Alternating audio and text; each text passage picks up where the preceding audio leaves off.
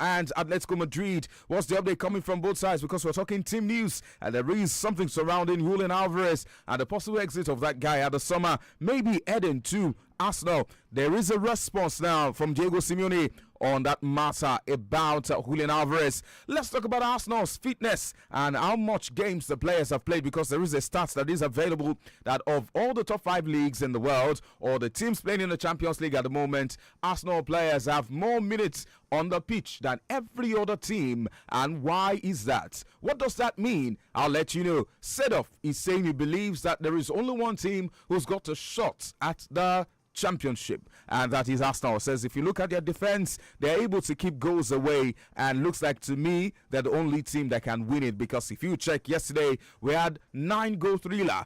5 goals from one side, 4 from the other side. Both of them could not stop scoring, but then they couldn't also stop goals from going into their net. So defense is a problem for both of them, and Arsenal is able to keep their defense. But Arsenal is also playing a team that is able to defend well in Atleti. We'll talk about that. Nigeria's coach, talking about the Super Eagles coach, Eric Shell, is in the country, and this time around he wants to scout for MPFL players to see if he can incorporate some of them into the team. This and more will take center stage on the discussion today. Welcome, thank you for joining me. SUGAR, Sugar of Africa, Professor Dr. Apostle Field Marshal Inspector General. That's my name, and I'm glad that you're here joining me.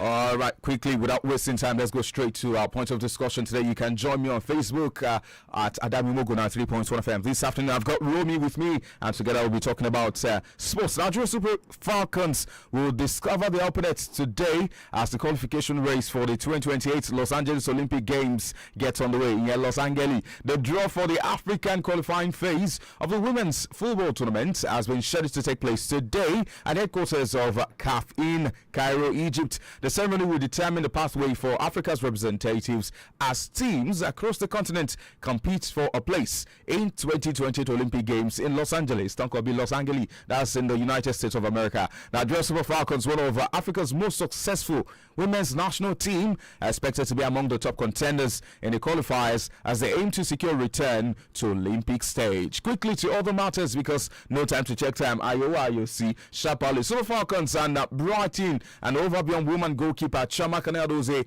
has expressed frustration following the postponement of the Women's Africa Cup of Nations in Morocco.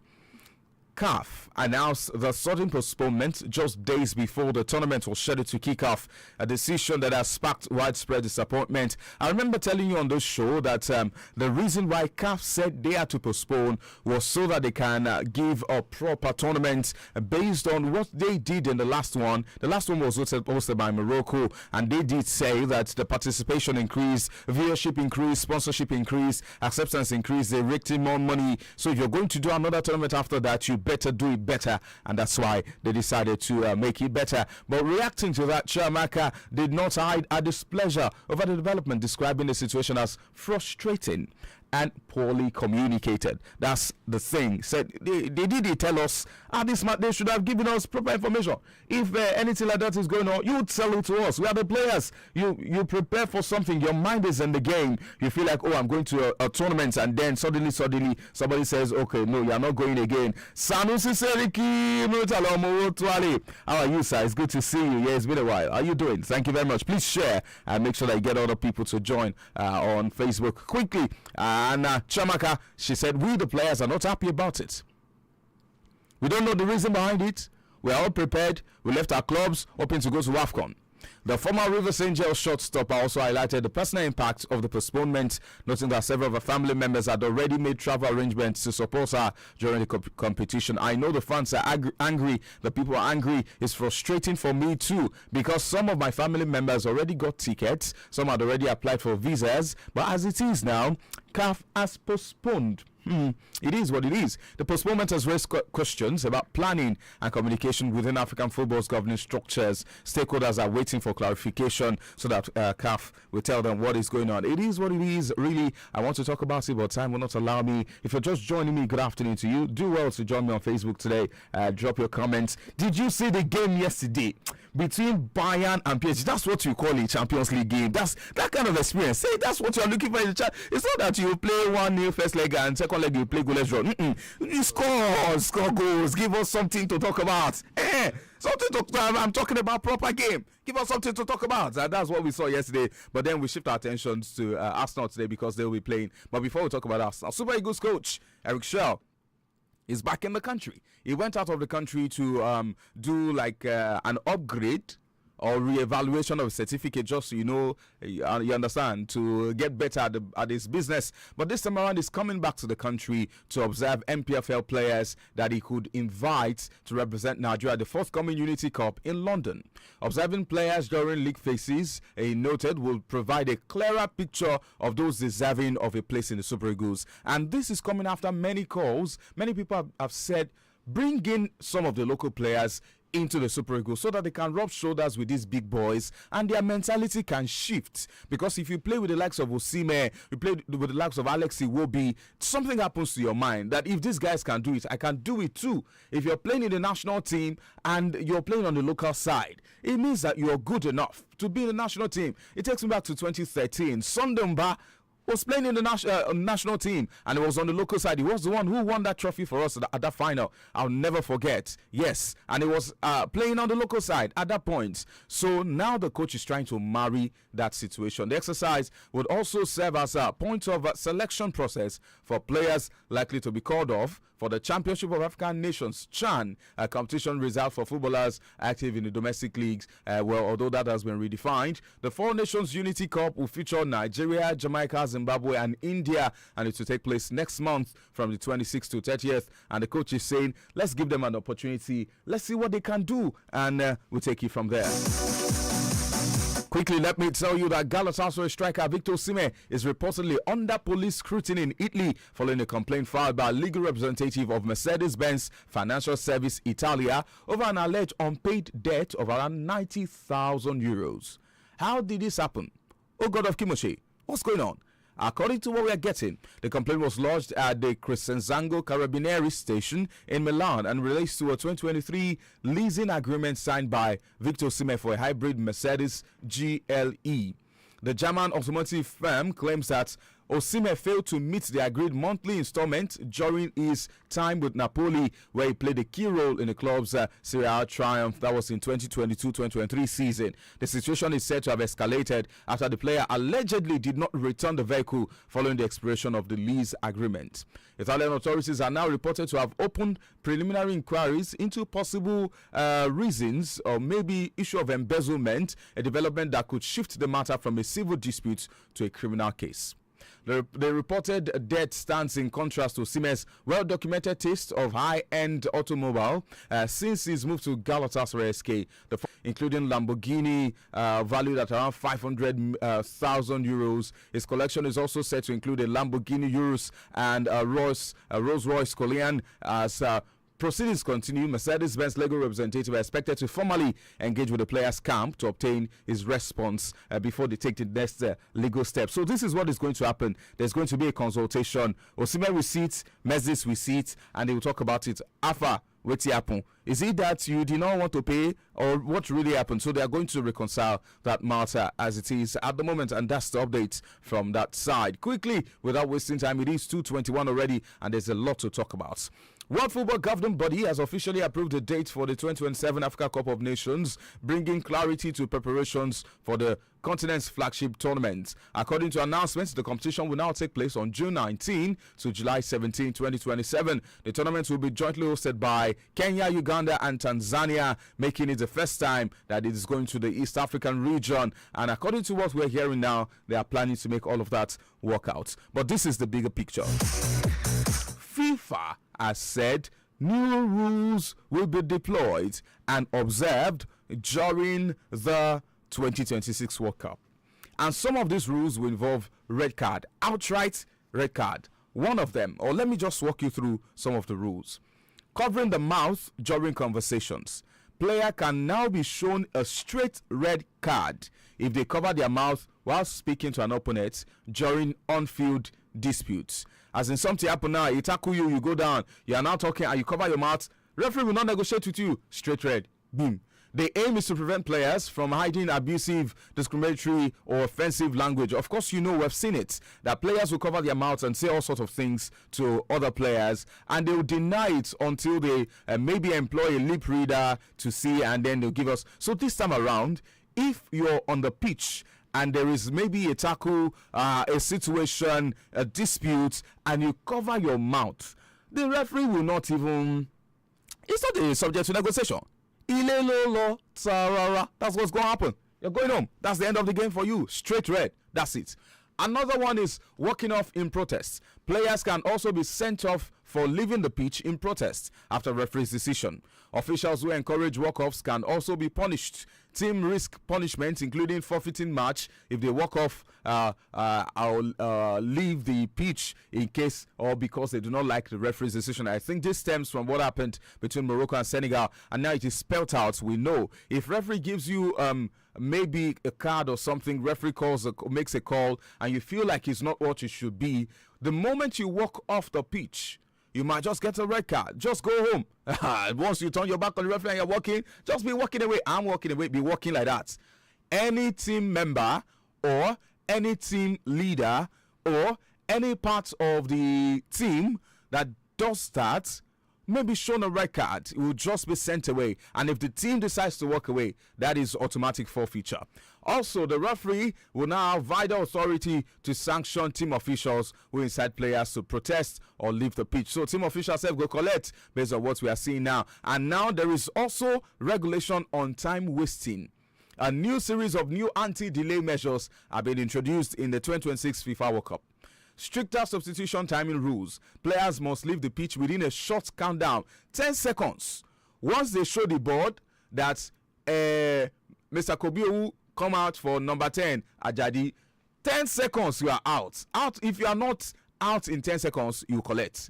If they delay, the incoming substitute may be forced to wait before entering. New enforcement against slow restarts like this. Also throw-ins and goal kicks. I think that of throw-ins is that what's it called now? Corner kicks is that if you spend too much time on it, it goes automatically to the opponent. You forfeit it. That makes sense. More flexibility on player equipment as long as it is safe and properly covered. Adjustment designed to keep matches flowing and reduce stoppages. All of this is just to make sure that the games flow and there is no stop to it. This was confirmed by Pierluigi Collina, that's the chairman of FIFA's referee committee. You remember that man? Yeah, that bad man. Yeah, you remember him. He was the one who gave all of this, and I think it makes sense. Romy, quickly, let's take your reaction to all of this new introduction of the rules coming 2026 FIFA World Cup. I feel like these rules, they work, but the only one that doesn't work for me is it's a cardable offense if you cover your mouth and speak. I think that shouldn't be a problem on the pitch. I think because I'm covering my mouth doesn't mean I'm saying something wrong, something vulgar. It might just be something. It might just be like an instinctual thing. I just cover my mouth and I talk. That shouldn't really be a problem. At the end of the day, the focus should be on what you are saying, not. That's the point. So if what you're saying is not vulgar, if it is not offensive, why cover your mouth? Like that's what FIFA is saying. Okay. That's what FIFA, because many of these occasions where you see players complain, he said something to me. He said they covered their mouth. So why cover your mouth if you want to say something? If you want to call somebody something, do it with your full chest and say it. Let the camera catch you saying it so that you can get your punishment. Except you want to talk to your teammate. Which is not an offensive I feel like there are other situations where you can cover your mouth. It was clearly stated that if there is like an offensive situation, maybe a face-off against the opponent, and then you cover your mouth, then you're going to get a red card. But if you're talking to your teammate, there is no opponent in the play, just you and your teammate. Of course, you share tactics. Of course, you communicate, and that should not be out in the public. You're sharing info with your teammates. I think that should be allowed. But I think it all makes sense. No time wasting. If you waste too much time, you're going to collect. Quickly, yesterday was an incredible day indeed incredible in every sense of the word, because we saw PSG and Bayern take it to the air, toe to toe. Both of them, two of the best teams in the world. I mean, their strikers are hot and they know how to score goals. Yeah. Some very, very marvelous goals. Look at Vratkelia's goal. Look at Olise's goal. Look at Luis Diaz's goal. Wonderful control. Brought it down. Positioned himself. Found the back of the net. Wonderful game. Games like that are the games that you never forget. Nights that you remember for ages and days to come. But then that's not the end. Bayern suffered a defeat. Either you like it or not. Yeah. That's the second in the Champions League this whether season. It was a good game or not. Yes, either good game or not, they suffered a defeat. I say that I dare say they met their match, and both of them. Their match, PSG is much better than them. Yes, both of them scored equally. But yeah, I think PSG created more chances. I think PSG is better than them. In fact, PSG should have been leading by 7 goals, because some of the at least I remember one that went inside the woodwork and came back out. That would have been a goal if that was into the. So we are talking about maybe 7 goals to 5 at the end of the day. I'm sorry. I want to ask this question. In this Champions League season, has PSG lost any game? I'm not sure PSG have lost any game. So at the moment, and Bayern, they lost to Arsenal. This is their second loss in this same campaign. In this campaign. Bayern, okay, they are in the semis, but I don't think they are on PSG's level. I don't think PSG is meeting a team like Arsenal and losing. You understand? You're saying that based on what we saw yesterday, PSG will beat Bayern, and then they will go to the final. Yes. And if Arsenal survives, they will kill Arsenal. I think PSG will win again, and the winning, this next win will be more defined than this one, because this one is 5-4. Obviously, the margin is close. I feel like the next game is still going to be a win for PSG with a proper, like, it will be obvious that PSG are superior. That kind of thing. I look forward to that second leg, because I'm expecting Bayern also to bounce back. They should have taken their lessons, and they must have seen, because this game, if Bayern had a better defense, I think they would have put up better push. But both of them, great defense, but shapeless. We'll talk about the defense, but this is where I'm driving at. Many have said yesterday night was one of the greatest nights in the semis, but let me give you some other semis that gave us memories I will never forget. 2005 Champions League final, Liverpool and AC Milan, 3-3. You'd never forget. I can never forget that night. Gerrard was there, almost crying blood, and it went to penalties. Liverpool were so completely outclassed by AC Milan in the first half that it was embarrassing. But the second half, from 3 goals down, the Reds rose. And chanting, singing, before you know it, Gerrard led them. And then 3-3 at the end of the day, they went to penalties. The match eventually, astonishing double save from Jerzy Dudek to deny Shevchenko. And that was the height of the moment. It was in Istanbul. One of the greatest. They call it the miracle of Istanbul. I can never forget that night. Yeah. Shevchenko, at the height of his career, Baba de hot at that point. But in that game, they lost the penalty. And that was how Liverpool were able to win. Do you know something about that AC Milan team? That AC Milan team, in my opinion, I feel like they are one of the most overhyped squads in like football history. I don't know if I can properly dive into that. They in what they call it in their domestic leagues. I can't really remember the details, but they couldn't win the league. The Champions League, they bottled it. I think in their domestic leagues, one of their domestic leagues, I think they lost as well. But I think they won. They won only one trophy that season, and it was a domestic trophy. So that particular AC Milan team was a team that knew how to bottle big things, and Liverpool were able to show them in that final. Well, unfortunately for them, they would have won that game hands down. Because leading 3 goals, 3-0 lead, right? In just the first half, 3 goals already. It felt like it was over. But again, you know that when push gets to shove, some teams know how to turn their back and say, okay, we have lost. Let's just play. And I think that was what happened. Plus, the fans had a lot to do in that game. They were screaming, they were chanting, they were shouting, and as some people would say, looks like the god of soccer was on the side of Liverpool that night. Yes. Let me take you to 2022 World Cup. Wow. Argentina and France. Messi scored, Mbappe scored, they would score again. Rando Kolumwani was everywhere. Emiliano Martinez was at the end of the day. eventually went to penalties because the previous encounter was in 2018. If it was going to happen like that again, that France denied Argentina, but this time around, penalty was what separated them. At the end of the day, it was the first time in a long time that Argentina won the World Cup. And for Messi, it was the defining moment. The first time ever for him. And I think that was the end to all argument. Because the moment he got the World Cup, those who support Messi could sleep peacefully. I feel like that's Messi's only edge over Ronaldo. They could sleep peacefully and say, look, that's Messi's one. There's no argument again. Either this goat or that goat, it doesn't matter. One has a World Cup, the other doesn't have. And that was the defining moment. The last night was Inter Milan and Barcelona, May 2025. You remember that game just a couple of months ago?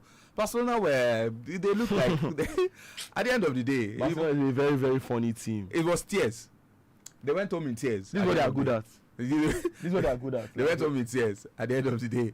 And the last one is Man City and Liverpool 2019. The honorable mention of 8-goal thriller between City and Monaco in 2017. But the sheer quality, two teams at their peak. Because in 2019, Jurgen Klopp was with Liverpool.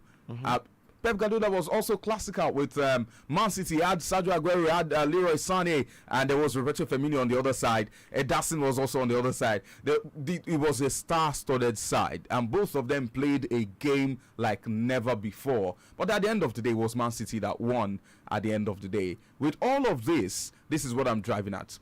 Football gives you memories that you can never forget. I'm talking about memories. Bayern, yesterday, Harry Kane, Michael Olise, and Luis Diaz, they have scored a combined 100 goals in all competition this season. Just 3 players. Together, they scored 100 goals. Also to note that Luis Diaz did not start this season with them. Yes. He joined from Liverpool. Just for you to know how much Liverpool lost. Because how will you allow a player like Luis Diaz leave? For God's sake. Now Liverpool is out of the Champions League. Luis Diaz has a possibility of going to the finals. And look what he's done so far. In the last, I think, 4 games in the Champions League, he has scored in all 4 games. That's a player that you should keep. But this is the point. Kane and Olise and Diaz, they were on target yesterday against PSG. And for me, the goal of the night was Diaz's goal. The way he controlled the ball. Yeah, I give it to Olise too and Bratkelia. The way he controlled the ball, got the pass, brought it down, sized up the defender, checked the net straight. Now, what we have is that Harry Kane has scored 54 goals in 46 appearances this season. Diaz, 26 goals in 46, while Olise, 20 goals in 47. If you combine the 3 of them, they have 100 goals together, these 3 men. But they are not the first to do it. Let me take you history lane. Barcelona had a trio that did it. In 2014-2015, Messi, Suarez, Neymar. 122 goals altogether. One of the most famous attacking trios in football history. The 3 of them, Messi, Suarez, Neymar. They scored 122 goals in 2014-2015 season. They continued in 2015-2016. 131 goals. Increased it by +10. The most prolific season together. And in 2016-2017, you think they will stop. They did another 110 goals, the 3 of them. Until Neymar said, okay, let me go to PSG. And according to what we had, Messi tried to persuade him to stay. Eventually, decided to leave. Another Barcelona combination that did 100 plus. Messi, Eto'o, and Henry. That was in 2008 and 2009. At least around 100 to 102 goals they scored, plus 100 goals. First historic trio under Pep Guardiola's treble winning side. They won the treble, scored 100 plus goals, the 3 of them. Messi is in another list of players who scored. The 5th list. Yes. So Messi has been doing this thing since around 2008. Messi, Sanchez, and Fabregas, 102 to 105 goals. Messi dominated the trio. He scored 102 goals, but Messi alone scored 90 goals. So he dominated the trio, and so if since 2008, Messi has been in the business of scoring goals, and he's not been doing it alone.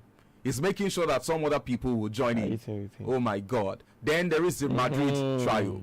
Ronaldo, Benzema, and Higuain. 2011-2012, 118 goals. Mourinho was the man in charge, and that was the peak of Mourinho's era. Ronaldo, Benzema and Bale did it in 2014-2015. 100 to 102 goals back then. But let's take a look at it. The highest so far of the number of goals scored by three persons in a season. Messi, Suarez, Neymar.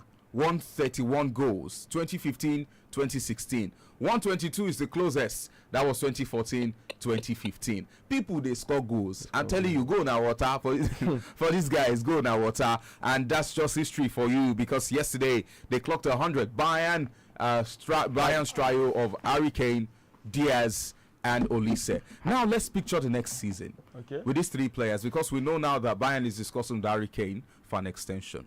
Are you seeing them cross the 100-goal mark? Yeah, I'm seeing definitely. I see what Bayern and PSG are doing. They are bringing back what we used to know as football, like what football used to feel like 10 years ago, 11 years ago. How football used to just feel like proper entertainment. And I feel like these guys, they can do it, and they are bringing Anthony Gordon into that team as well. Musiala, I think Musiala has not really been himself. Even yesterday, Musiala normally he's a player that can take on 2-3 players at the same time. Like, that's his best feature, and his passes.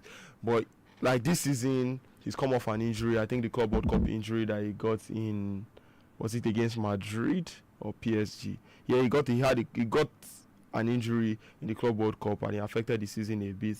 And since then, we've not really gotten the perfect version of Musiala, and I think that's why they are bringing in Gordon. But those three boys in front, they are so good, and I think next season they might not have something as good as they got this season, but next season I think they'll still have something similar. Well, before next season, there's a game to be played tonight. It's between Arsenal and Atletico Madrid. And AC Milan legend Clarence Seedorf has backed Arsenal to still win the Champions League. They said Bayern and PSG putting on a thriller yesterday night. The two favourites to lift the title battled it out yesterday. Undeniably, the best game in the tournament so far. Undeniably. But he's saying that, look at, Arsenal has got a good defense. Yes, you can praise PSG. They can score goals, but they don't know how to keep their nets clean. You can say the same thing for Bayern. They can score goals, but they don't know how to keep their nets clean. So if they play a team that can keep their nets clean, that can defend, maybe they will have a hard time. That's according to Seedorf. But again, I think that if a team like Bayern or PSG plays a team that knows how to keep their defense, it will give them more room to create. They will score more than normal. They will score more goals. Is a possibility, because they know that the defenders are hard to crack. But the moment they crack them, they are hard to crack. But like, you can't do hard to crack with a team that has like 4 attackers that are crazy, four prolific attackers at the same time. You can only. That's why against Man City they keep losing. They've lost against Man City like 3 times this season. When they meet a real attacking team that has 4 attackers that are doing, like, you can't just put, like against Chelsea. You can say, okay, hold Diao, Pedro, hold Palmer. You can't do that for PSG. You can't do that for Bayern. You understand? You're just going to put your team in trouble. A team like PSG, every single player can score in that squad, can score outside shots. Every single player in that squad is good with the ball. Nuno Mendes, Vitinha, everybody, Due, everybody, Bakola. When they bring people from the bench too, they are all good with the ball. So how many people are you going to hold at the same time? How defensive can you possibly be? You understand? And I think their coach said this, Enrique, he said the only team that's really, really outclassed PSG has been Chelsea. Like, we basically, Chelsea basically switched off all their players. But you see, against Arsenal, they might even score more goals than normal, no matter how defensive Arsenal plans to be. Okay, let's take a look at the 4 teams defensively now. Arsenal has a record of 0.45 goals per game in the Champions League, the best among the 4. They've kept one of the highest clean sheet rates in the competition. Their defensive record is built on control, structure, and consistency. And consistency will now lead me to the next thing. Let's take a look at this. Across all competition, especially in the Champions League semi-finals, Arsenal, they stand out for having the most heavily used top players in the league. Now there is a start of players who have played the most minutes in the top 5 leagues, and especially in the Champions League. And at the very top is David Raya of Arsenal. He has played 3,060 minutes. The next is Declan Rice and Martin Zubimendi. The third one is Jurgen Timber, Gabriel Magalhaes, and William Saliba. Some of these players are still going to play World Cup. The top 5 from Arsenal. playing over 2,000 minutes. And now people are saying, look, you complain about injury and all of that. It's not that these guys are like outstanding or everything, but because the coach decides not to rotate. If you compare them to other teams in other leagues, you will find that every team has a replacement. They put their players and allow them rest when they need to. But Arteta only plays these guys every time. He has a best team, yes, but after that team, there's nothing else. That's why you see people like Gabriel, see David Raya playing 3,000 plus minutes when there are other players you can use, and that's how you build a team. So when Arsenal fans or Arsenal talk about squad depth, my question is, where is the squad depth? Because if you have depth, a player should not be playing over 2,000 minutes when another player has 0 minutes or close to 50 minutes. And I feel like that's what's affecting them. That's what's currently affecting them, because these players are worn out. Like, not worn out in the sense that they should go and retire or something, but they are like, for the season, their bodies are done. Even against what was their last game? Against Newcastle, they scored 1 goal, and that was the end. And they scored that 1 goal. They scored it like early, first very early, yeah. So they're still not productive enough. I don't see Arsenal still winning the league, and maybe that's what they should switch a bit to take the league next season, or maybe the season after. But that was what we thought they did when they brought in the likes of Zubimendi and others. Madueke. Yes, that was what we thought they did. Because if you, at that point, you felt like they had players who could go like for like, toe, maybe squad depth. We started talking about squad depth because if you take this one out, Eze came in. If Odegaard was not there, Eze could simply come in. Jurgen Timber was there at certain points. Sometimes it looks like that. There was a point, 2023, I think the season Chelsea ended 11th. We had like such a huge squad, but it was mostly, I don't know a better word to use than rubbish. Like, it was a lot of these players that you talk who represent the players on the pitch. When you bring them in, it just feels like the game is over, because these players they are not productive. You have players like Madueke.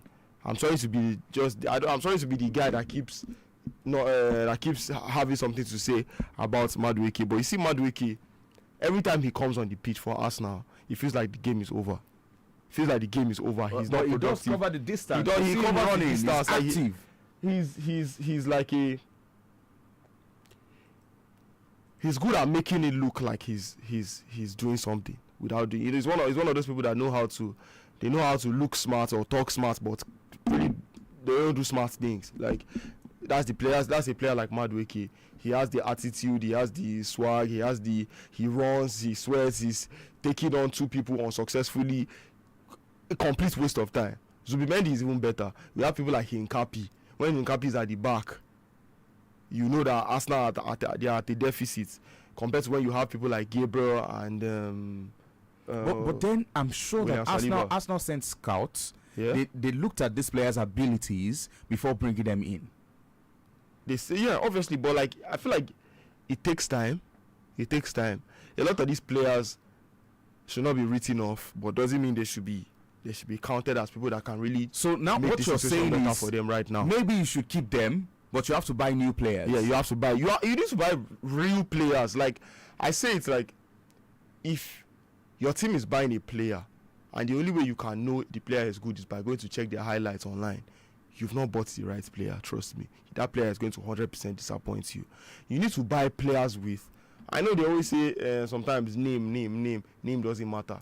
But it does. You need to buy a player with a name, like when you mention the player's name. When Bayern, when they bought Harry Kane, like, you know it's not a joke. It doesn't matter the situation. You know Harry Kane is going to perform. I know a lot of times in football you give small players or you give upcoming players chances, and they do better than what you expect from them. But please, play it safe, especially when you're trying to win the league. See Chelsea in 2014-15, when we were trying to win the league. Chelsea brought in Fabregas and all of the big names that Costa. We brought in Fabregas, Diego Costa, brought back Drogba from Galatasaray. And those players, they were the ones that made, like, we had good players, we had good young players, we had Oscar, we had Hazard, but those big profile players, those big names, well-groomed players, players with pedigree. When you bring them into your team, it just makes everything clear for you. Don't just bring one player from Brentford, put the hype of Cristiano Ronaldo on him, all that pressure on his back, all of it. For somebody that was struggling with relegation, all of a sudden he's trying to win the league. He doesn't know what to do. He doesn't know the next move for him. And I feel like that's what's affecting Arsenal right now. Talking about players with names, yesterday there was updates or something. One of the words on the streets that Arsenal sent Bata actually, and is considering, because maybe he's in Turkey, looking at Victor Osimhen following up Gala's game. Maybe they can do something about it, because if you mention strikers, and I mean quality strikers today in football, if you don't put Victor Osimhen's name there, you're probably joking. And looks like Arsenal may just be interested. This is not the first time that they are interested in Victor Osimhen, but we know again that Arsenal have not been able. They've not been able to make quick decisions on players of top quality. Because if Arsenal goes for a player that is of top quality, they always sleep on it until somebody else comes into the conversation, and before you know it, the player is gone, and then they go settle for a lower player or something. So hopefully Arsenal will do that. Talking about Arsenal doing something, Julian Alvarez is another name that Arsenal has probably mentioned as a player that they can pick. He left Man City in the summer of 2024, and that was a shock to everyone. So far, he's played 104 occasions, scored 48 goals, 17 assists altogether. He has managed 19 goals and 9 assists in 47 appearances for the international side, that's in Argentina, and is one of the top players with Atleti at the moment, because now they are going to play Arsenal, and many were asking, they actually asked Simeone that there's this thing about Alvarez leaving to Arsenal. What do you think? He says, look, he's a top player. Everybody wants a top player. So it's normal for them to talk about it. But my own is that he wears our jersey, he plays for us, and that's all that matters. Arsenal and Alvarez. Is that a deal that should be done? I think Osimhen is a better option.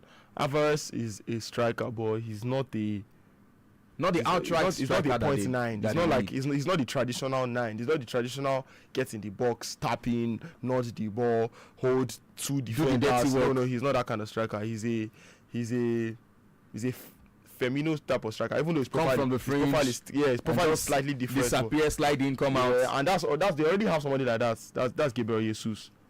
You understand? You need a striker like a striker. You need Osimhen. You need, even though they can't get Haaland, you're not talking about like Osimhen level, Haaland level striker. A striker with the right profile, a tall striker, good in the air, good with his feet, can struggle, can do the dirty work. That type of striker, that's what Arsenal need.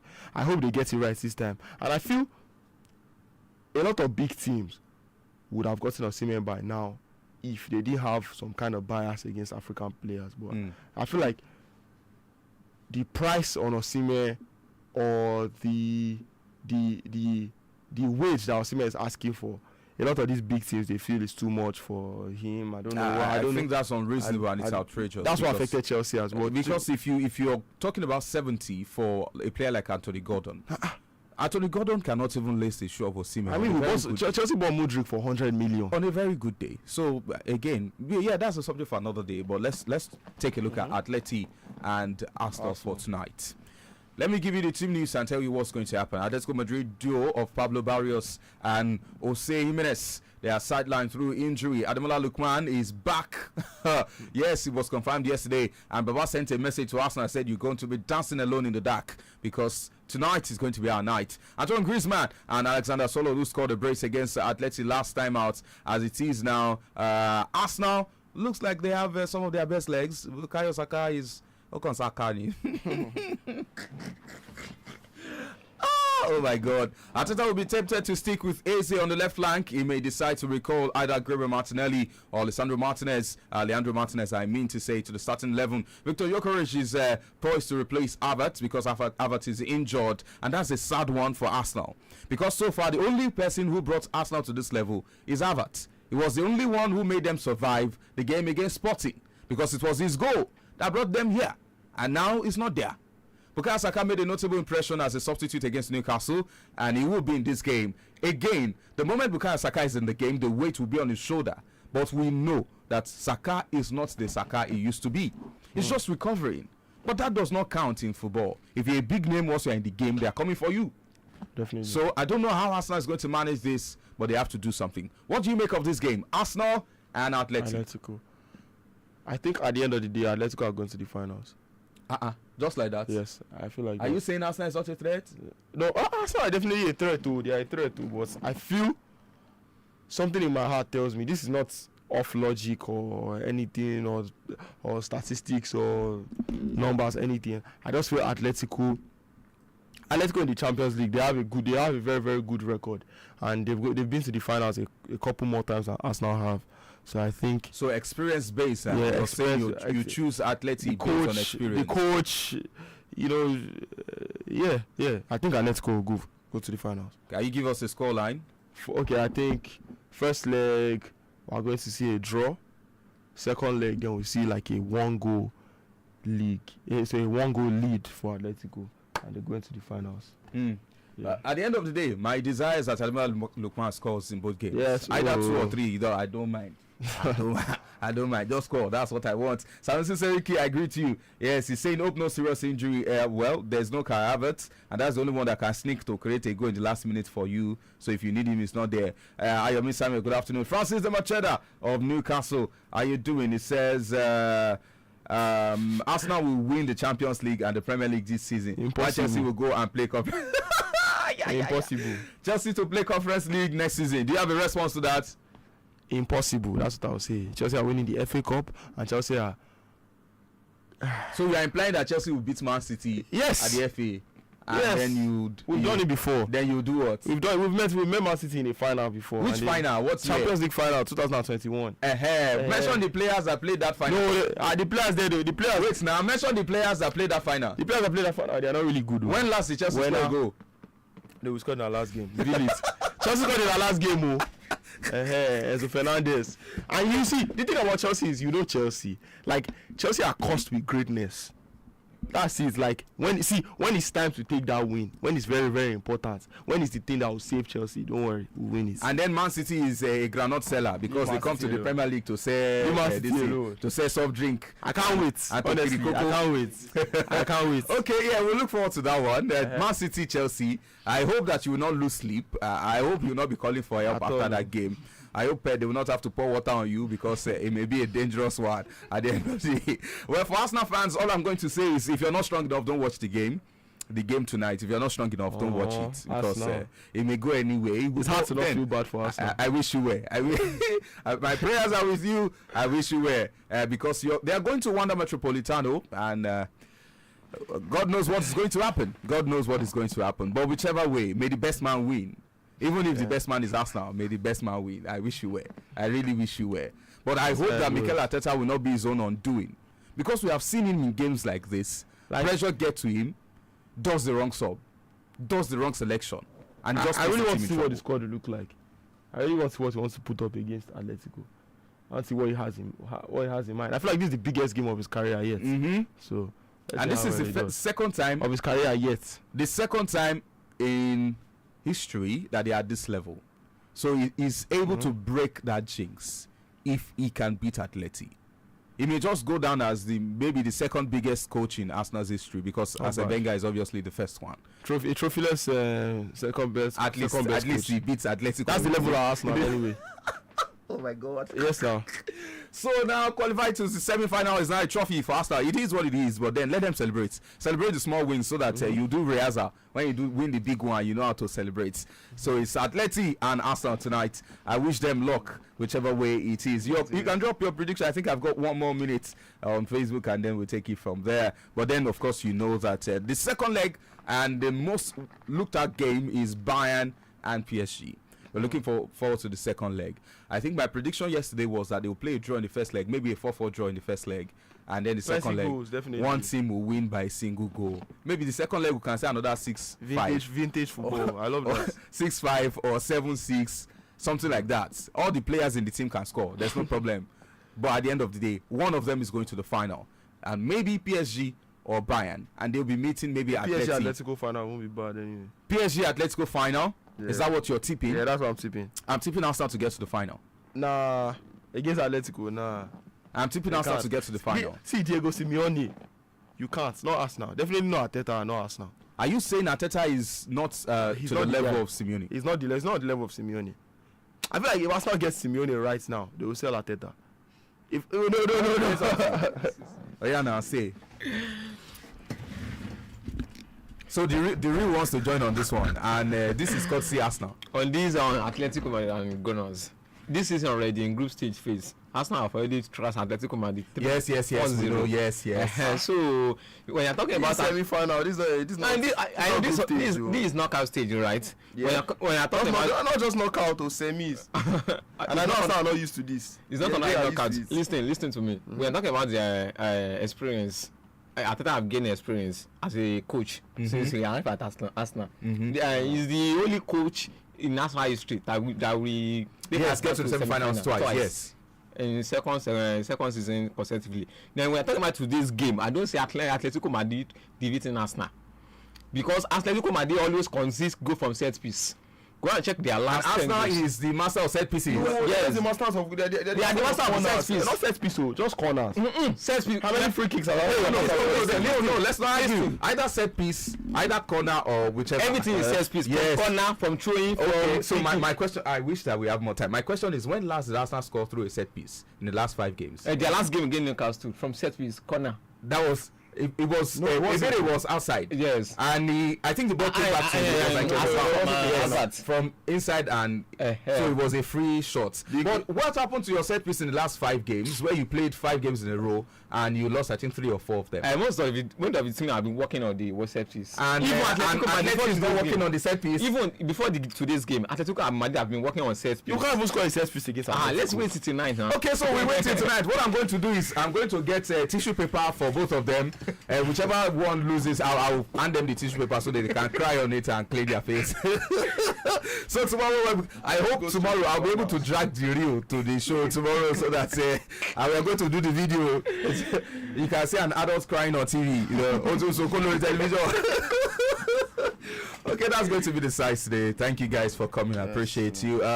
Tomorrow we'll be here again as we do, and that's going to be the last one for the week. You should enjoy your day and be smart. Remember that Jesus loves you. It's very, very important. I say it every time I've got the chance. I hope that this message will work for you and not against you. SUGR is my name. Have a good afternoon.